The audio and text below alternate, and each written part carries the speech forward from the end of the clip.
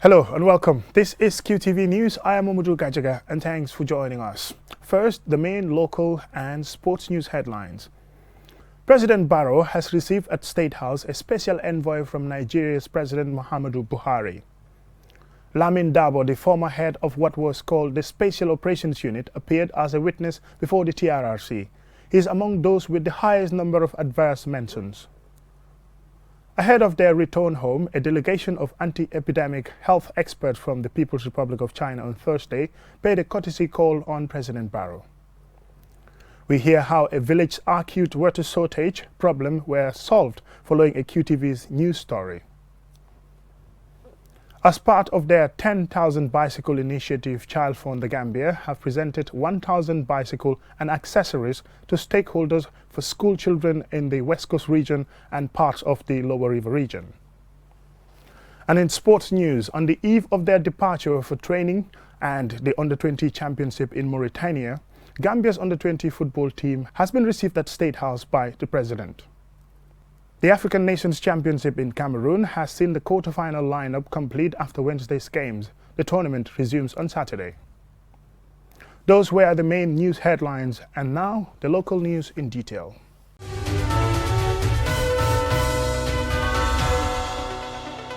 Welcome and thanks for joining us. This is QTV News. Ambassador Zubairu Dada, Minister of State Foreign Affairs of Nigeria, on Thursday visited the Gambia and met President Barrow as a special envoy of President Muhammadu Buhari. Here is an excerpt.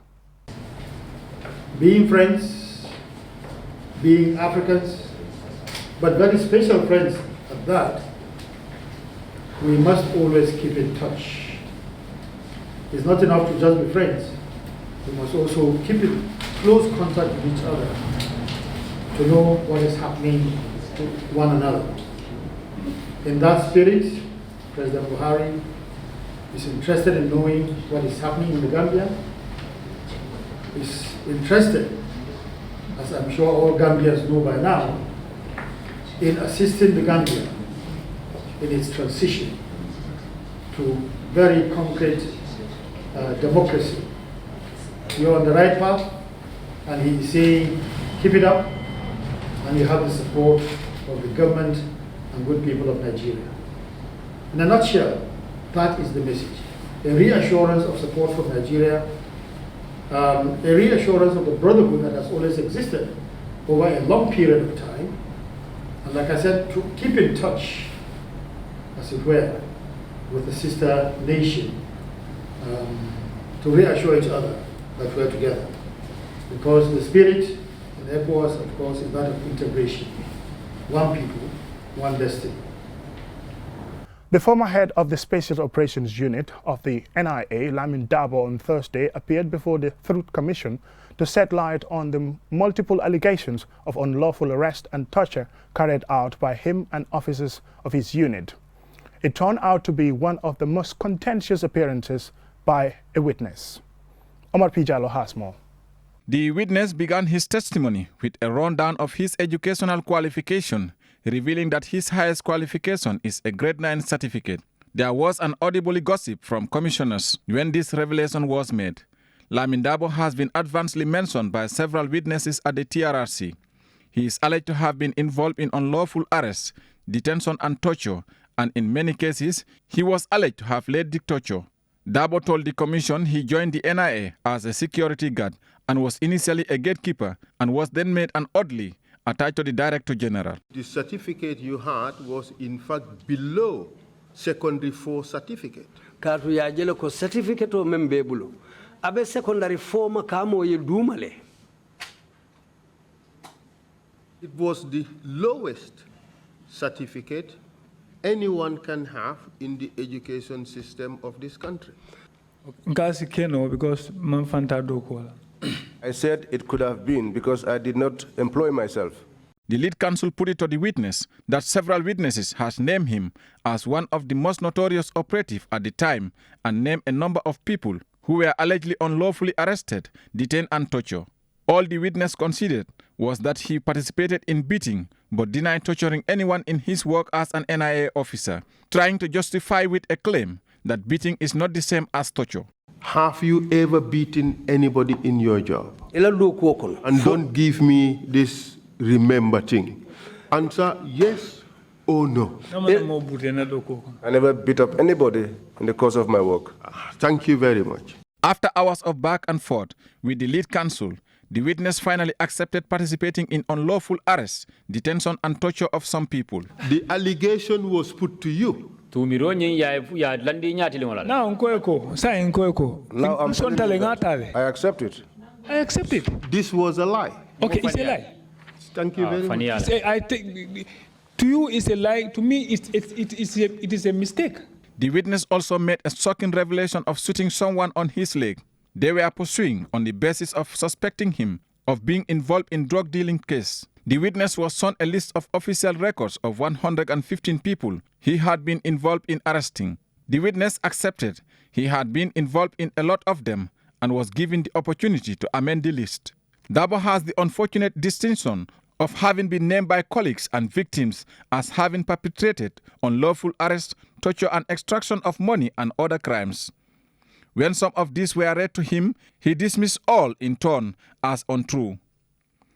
At the conclusion of his testimony, some of the commissioners took turn to tell him they were unimpressed by his attitude, his testimony, and his lack of genuinely sorrow for what he had allegedly done. Some of the commissioners, including the chairman, told Dabo that he was among the least cooperative witnesses to have appeared before the commission in terms of getting to the truth of what happened in the past. He was also instructed to watch his testimony again and reconsider whether he should send in a submission to the commission, and one commissioner instructed him to look up the dictionary, the definition of torture. They were equally shocked to learn that he still has a senior job in the service based at Gunjur. In an unusual turn of events, towards the end of proceedings, lead counsel Esafal informed the commission that while they had been questioning the witness, he had received numerous messages on his phone from people alleging they had been illegally arrested and tortured by Lamin Dabo, and that he will pass on those names to the commission for investigation. Reporting for QTV News, I am Omar P. Jallo. A delegation of anti-epidemic health experts from the People's Republic of China on Thursday paid a courtesy call on President Barrow at State House, where a donation of medical items were presented. Ali Sise reports. This delegation of health experts who are preparing to return home were led to the presidency by the People's Republic of China's ambassador to the Gambia, Ma Yan-chun, and Dr. Ahmad Lamin Samate, the Minister of Health. The delegation arrived in the country in November at the request of the Gambia government to support the country in consolidating its achievements and fight against the current COVID-19 pandemic. The team has been interacting with COVID-19 patients and helping to build capacity of health personnel. Have gathered the experience, they have known the do's and the don'ts when it comes to the management of COVID-19, and they were able to bring that information to our people. They have trained in intubation. Intubation is quite challenging for many medical staff, passing a tube into the trachea to be able to deliver oxygen through a ventilator or even through ambu-bagging. But they have trained, and quite a number of our people are competent in doing that.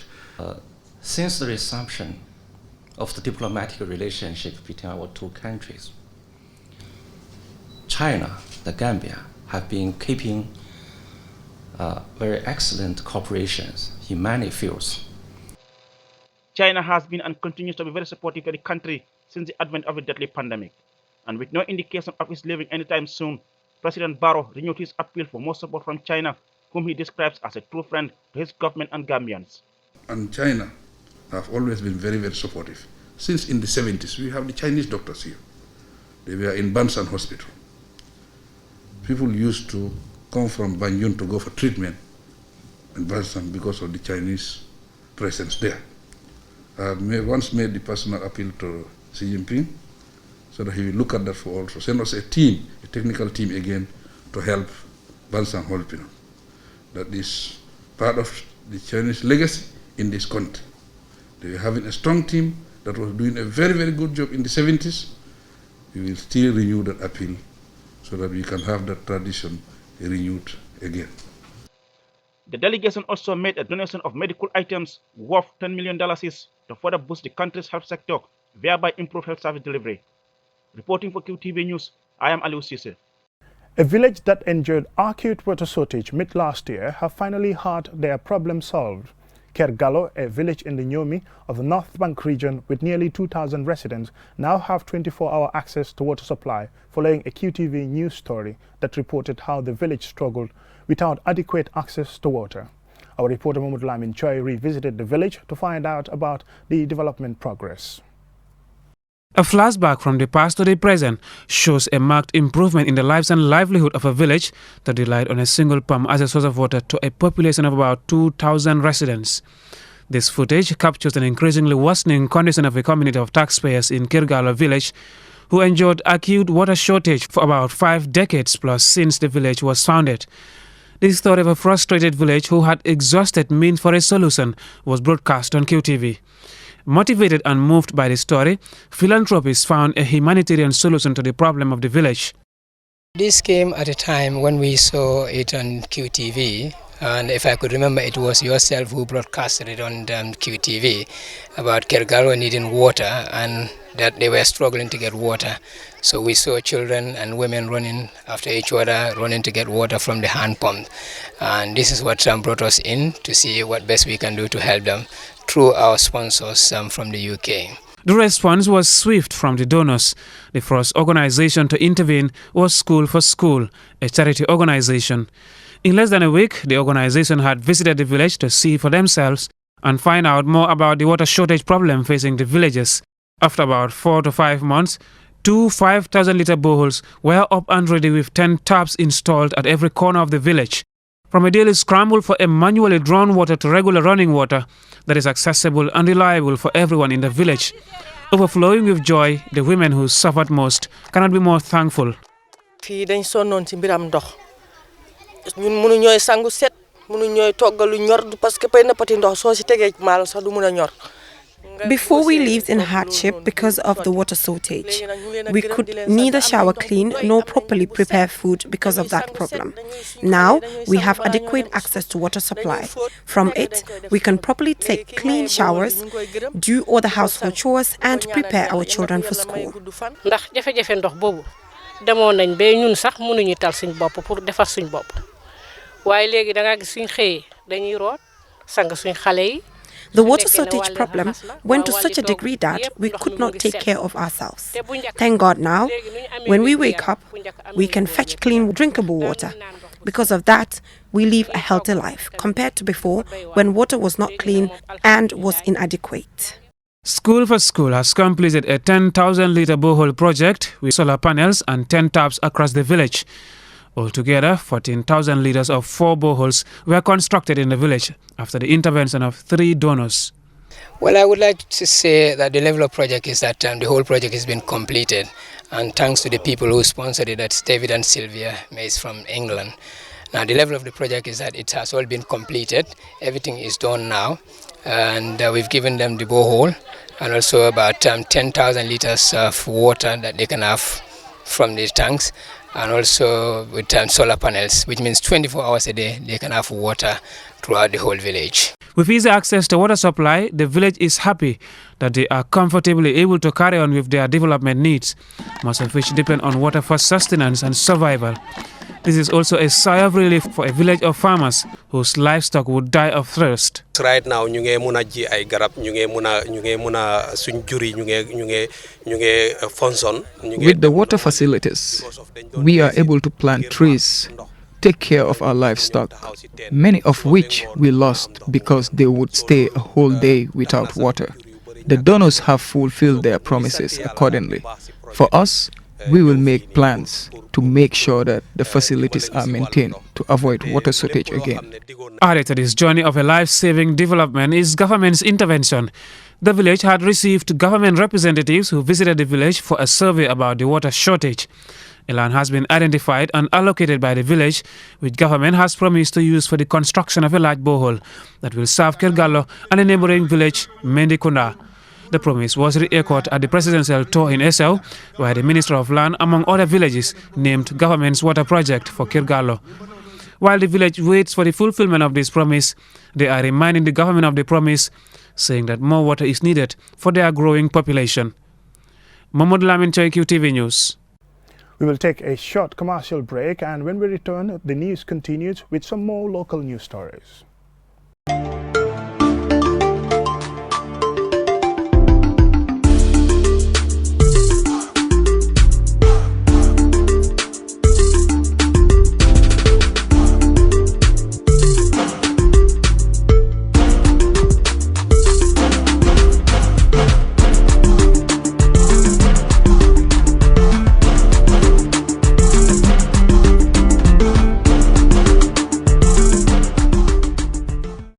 Welcome back, and this is QTV News. As part of their 10,000 bicycle initiative, Child Fund The Gambia have presented 1,000 bicycle and accessories to stakeholders for school children in the West Coast region and part of the Royal River region.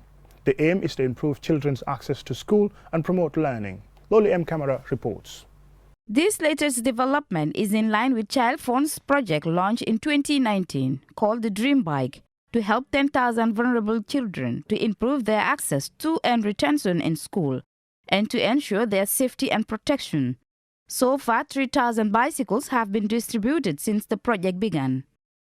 Handing over the bicycles, Musukuta Komaba, Child Fund's country director, states that child welfare has been on their agenda for the past 3 decades and will continue to make a great difference in the lives of children.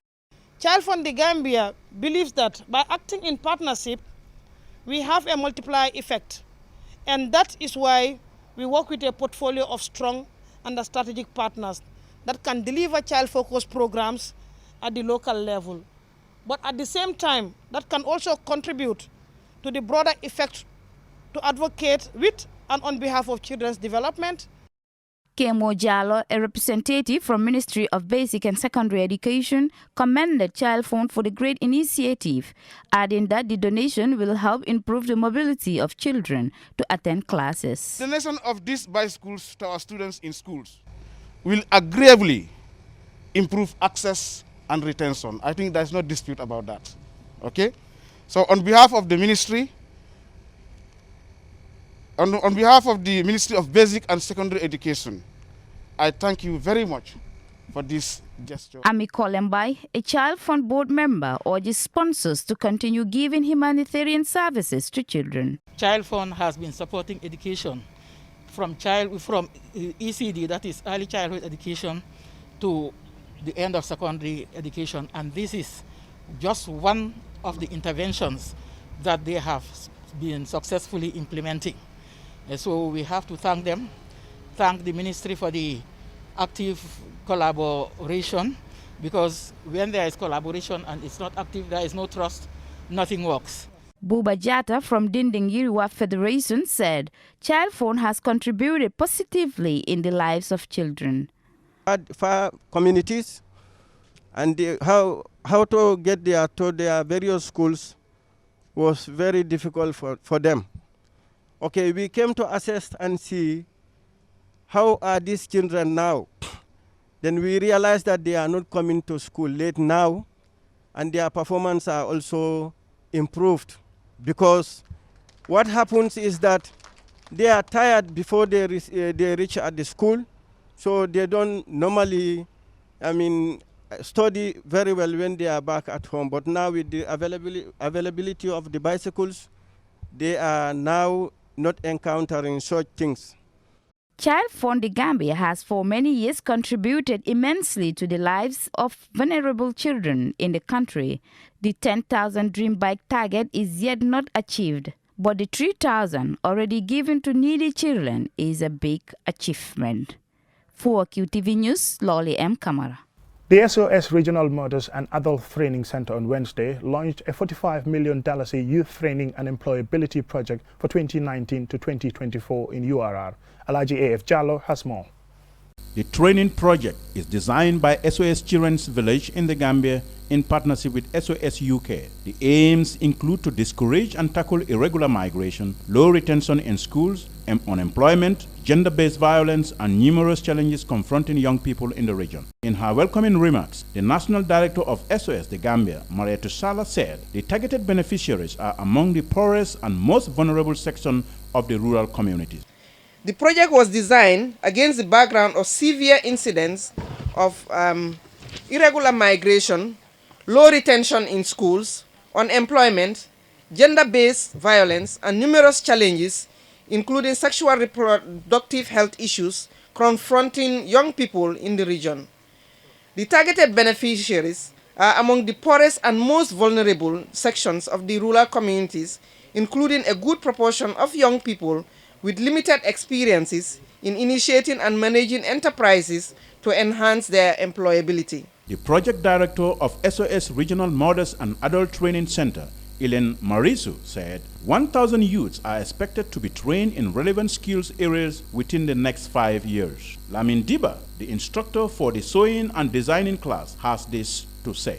These are students who, most of them, they are very vulnerable youths in the community.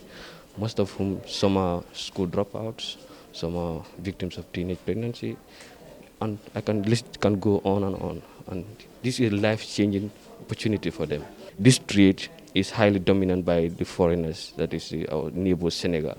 So we try as much as possible to bring in issues, things that could modify it to enhance the skills of our local tailors here, to better pursue, to advance their colleagues who are also doing it. But it is the Senegalese, most of them here also, even to sew, they have to go all the way to Combo to sew. So that's when I came, I have to do this groundwork to also inquire about all these issues. I want them to pass this URR, to be sewing their clothes, not to be sending it to Combo for sewing, to have a better the opportunity. The beneficiaries of this project are mainly female, the differently able, and the poor and vulnerable. Once the course is completed, these youths will acquire necessary skills to work and earn a living and also contribute to national development. Reporting for Qtv News, I am Alaji F. Jallo. We will take another short commercial break, and when we return, the news continues with sports news.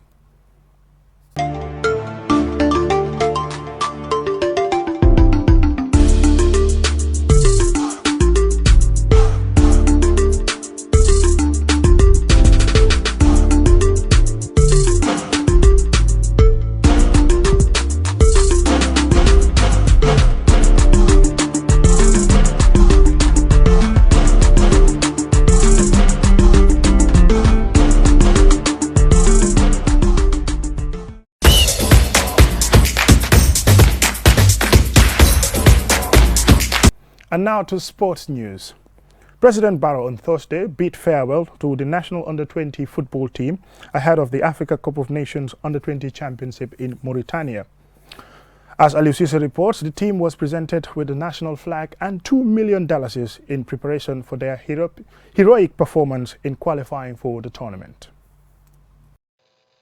It is their first meeting with the president since emerging as champions at the WAFU Zone A tournament in Thiès, Senegal, where they defeated the host in the final. The team, coached by Matar Mbodj, is set to leave in the coming days to Morocco for a week's training camp before flying to Mauritania for the Continental Under-20 Championship. The young Scorpions are pitted against familiar opponents, 3 times winners Ghana, Morocco and Tanzania in Group C. Addressing the players after handing them the national flag and a check for $2 million from the Ministry of Youth and Sports, President Barrow advises the team to maintain discipline, self-belief and teamwork. He joins Gambians to wish the team well as he expressed confidence that the team can replicate the performance shown in Senegal.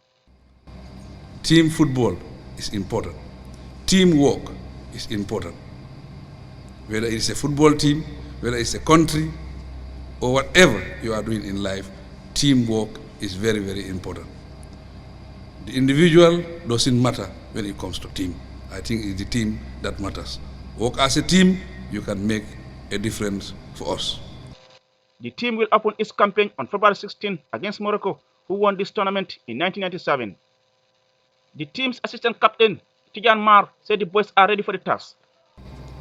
We want to seize this opportunity to thank you for your kind gesture, and this is a great encouragement and motivations to us and to entire Gambian football. May you live long, Mr. President. Jerejef Gambia Chakaw Chakana. Coach Matar Mbodj said the team is inspired and is mentally and physically prepared.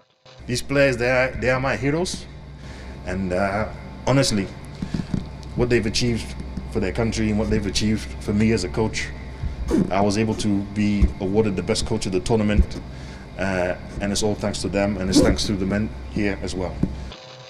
Lamin Dabo, president of the Gambia Football Federation, and Bakari Y. Baji, Minister of Youth and Sports, applauded the president for agreeing to meet the players, which they said will further motivate the players. You move out here to go to Mauritania. We want you to maintain the same discipline that you maintain in Senegal, maintain the same teamwork, and be dedicated, focus on the prize. National teams, we only concentrate on the senior national teams. We really want support and extra support to the Ministry of Youth and Sports so that these categories of the national teams also will be considered and taken care of by the government. In 2018, the Gambia won the Waffle Cup at this level in Liberia and finished at third place the following year. The country had also qualified to the CAF Under-20 Championship in 2007 in Congo-Brazzaville. Reporting for QTV News, I am Aliou Cisse. Still in sports news, Guinea and Zambia came through tough matches on Wednesday to complete the lineup for the quarterfinals of the Total African Nations Championship CHAN in Cameroon. This concludes the group phase of the competition, which is designed exclusively for home-based players. More in this report. The final matches in Group D meant these two teams joined the over six that were known after the conclusion of Groups A, B, and C. In Wednesday's games, Guinea were held to a 2-2 draw by Tanzania in Douala, which meant they topped the group with 5 points on goal difference from Zambia, who emerged from a hard-fought goalless draw with Namibia in Limbe to finish second in the group. Both drawn games were of the highest quality and could have gone either way.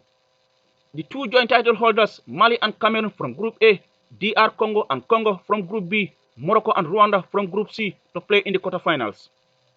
Both players and fans will welcome the 2 rest days before the tournament resumes at the various venues. The quarterfinals get underway on Saturday with Mali taking on Congo in Yaoundé, while DR Congo take on host Cameroon at the Japoma Stadium in Douala. On Sunday, the action picks up again as Morocco take on Zambia in Douala at the Reunification Stadium, while Guinea and Rwanda clash at the Limbe Stadium. Reporting for QTV News, I am Aliou Cisse. Before we end this bulletin of the news, let's have a quick look at our main news stories.